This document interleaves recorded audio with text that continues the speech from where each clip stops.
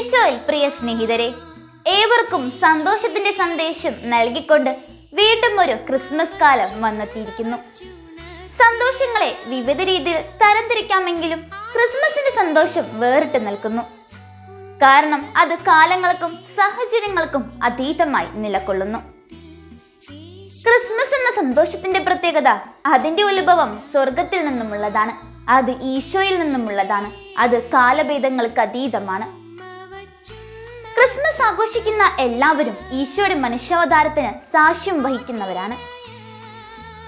മനുഷ്യരിലെ തിന്മയെ അകറ്റി നന്മയെ കരുത്തേകാനാണ് യേശു മനുഷ്യനായി പിറന്നത്. തിന്മയുടെ തിരസ്കരണവും നന്മയുടെ പ്രോത്സാഹനവുമാണ് ക്രിസ്മസിന്റെ അതിപ്രധാന ഘടകം. ആധുനിക ലോകത്ത് നാം ക്രിസ്മസ് ആഘോഷിക്കുമ്പോൾ തിരുപ്പലിയുടെ മഹത്വം എത്രത്തോളം ഉൾക്കൊള്ളുന്നുണ്ടെന്ന് ചിന്തിക്കണം. ക്രിസ്മസിന്റെ സന്തോഷവും സമാധാനവും നമ്മളിലുണ്ടോ? നമ്മളിലൂടെ അത് മറ്റുള്ളവരിലേക്ക് പകർന്നു കൊടുക്കുന്നുണ്ടോ? ഓരോ ക്രിസ്മസ് ആഘോഷത്തിന് ശേഷവും നമ്മളിലെ ദേഷ്യം, വിദ്വേഷം, കോപം ഏതളവിലെത്തി നിൽക്കുന്നു എന്നിങ്ങനെയെല്ലാം നാം ചിന്തിക്കുന്നത് ഉചിതമായിരിക്കും. ക്രിസ്മസ് ആഘോഷിക്കുന്ന നമുക്ക് സമാധാനവും സന്തോഷവും മറ്റുള്ളവരിലേക്ക് കൈമാറാൻ കഴിയണം. സന്തോഷത്തോടും സമാധാനത്തോടും നീതിയോടും നന്മയോടും പക്ഷം ചേരാൻ നമുക്ക് സാധിക്കുന്നില്ലെങ്കിൽ നാം ആഘോഷിക്കുന്ന ഓരോ ക്രിസ്മസും അർത്ഥശൂന്യമാണ്.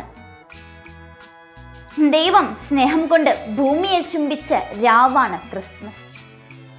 പരസ്പരം സ്നേഹിക്കുവാനും പ്രകാശം പരത്തുവാനും അപരന്റെ വേദനകളെ മനസ്സിലാക്കി അവനിൽ സ്വയം ദർശിക്കുവാനും സാധിക്കുമ്പോഴാണ് നമ്മുടെ ഹൃദയങ്ങളിൽ ഉണ്ണീശോ പിറക്കുന്നത്. ഈശോയുടെ ജനനത്തിന് സാക്ഷ്യം വഹിച്ചവളാണ് ഭൂമി. ഭൂമിയിൽ ഓരോ ദിവസവും അനേകം പിറവികൾ ഉണ്ടാകുന്നു. ഈശോയെ പോലെ ലോകത്തിന് പ്രകാശം പരത്തുന്നതായിരിക്കണം ഓരോ പിറവികളും. എളിമയുടെ പ്രതീകമാണ് ക്രിസ്തു. സ്വന്തം കഴിവുകളെ മറ്റുള്ളവർക്ക് വേണ്ടി ഉപയോഗിക്കുവാനും എളിമയിൽ വർത്തിക്കുവാനും നമുക്ക് സാധിക്കണം.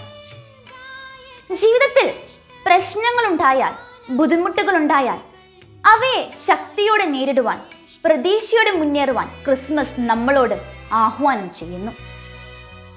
പ്രതീക്ഷയുടെ വെളിച്ചമാണ് ക്രിസ്മസ് പകരുന്നത്.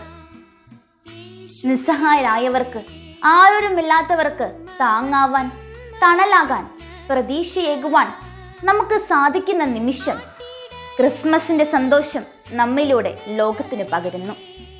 അതിനായി നമുക്കെല്ലാവർക്കും പരിശ്രമിക്കാം. അങ്ങനെ ഈ ക്രിസ്മസ് അർത്ഥപൂർണമാകട്ടെ. ഏവർക്കും ക്രിസ്മസിന്റെ ആശംസകൾ നേരുന്നു. ഈശോ മിശിഹായ്ക്ക് സ്തുതിയായിരിക്കട്ടെ.